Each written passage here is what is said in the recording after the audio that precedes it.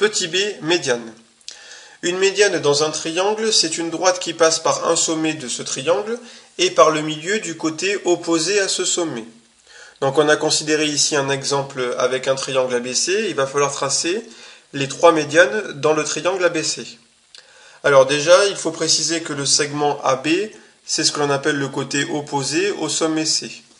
De même, le côté BC, c'est le côté opposé au sommet A, et le côté AC, c'est le côté opposé au sommet B.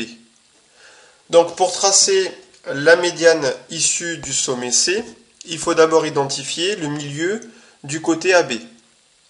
Donc on appelle C' le milieu de AB. On n'oublie pas le codage et ensuite on trace la droite CC' avec la règle. On renouvelle ensuite l'opération avec les deux autres côtés. Donc on va placer le point B' milieu du segment AC. On n'oublie toujours pas le codage. Et ensuite on trace la droite BB' qui correspond à la médiane issue de B relative au côté AC. On termine enfin avec la dernière. On place le point A' milieu du segment BC.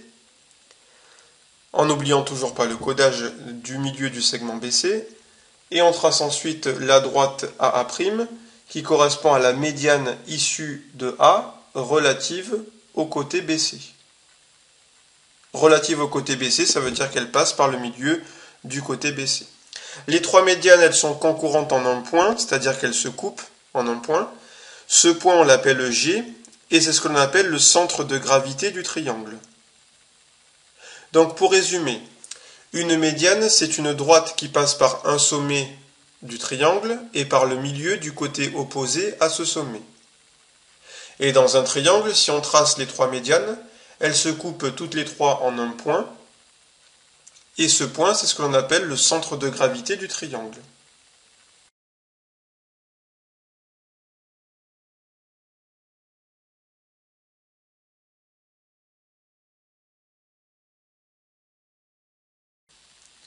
Petit c, hauteur. Alors les hauteurs, ce sont les dernières droites remarquables que l'on va étudier dans ce chapitre. Donc il faut déjà savoir de quoi l'on parle. Qu'est-ce qu'une hauteur? Bien, une hauteur dans un triangle, c'est une droite qui passe par un sommet du triangle et qui est perpendiculaire au support du côté opposé à ce sommet. Alors on va tout de suite voir sur l'exemple ce que ça veut dire. On a ici donc le sommet A. Le côté opposé au sommet A, c'est le côté BC. Et on appelle le support du côté BC la droite BC. De même, on appellera le support du côté AB la droite AB. Sur l'exemple que l'on a choisi, il faut tracer les trois hauteurs issues des trois sommets du triangle. Et pour cela, on va utiliser l'équerre. Donc il s'agit de tracer dans un premier temps donc, la hauteur issue de A. Donc on prend son équerre et on va tracer la droite qui est perpendiculaire au côté BC et qui passe par le point A. Donc avec sa règle et son équerre, on trace cette droite. On n'oublie pas de coder la figure en indiquant un angle droit entre la droite que l'on vient de tracer et le côté BC. Pour tracer la hauteur issue de B, on est obligé de prolonger le côté AC en pointillé. Et on utilise ensuite son équerre pour tracer la droite qui va être perpendiculaire à la droite AC et qui va passer par le point B.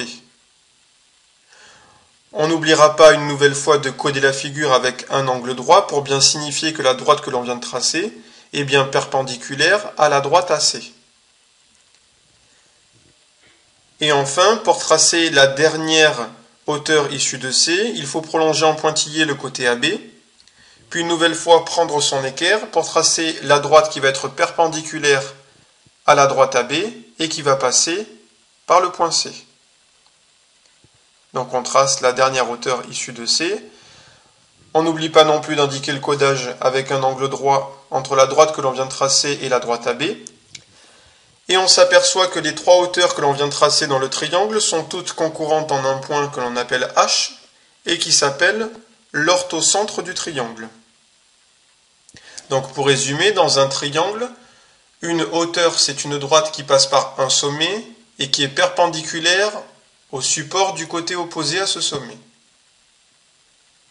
Et dans un triangle, lorsqu'on trace les trois hauteurs du triangle, donc les trois hauteurs issues des trois sommets du triangle, on s'aperçoit qu'elles se croisent toutes, elles se coupent en un point que l'on appelle généralement H, et ce point H, c'est ce que l'on appelle l'orthocentre du triangle.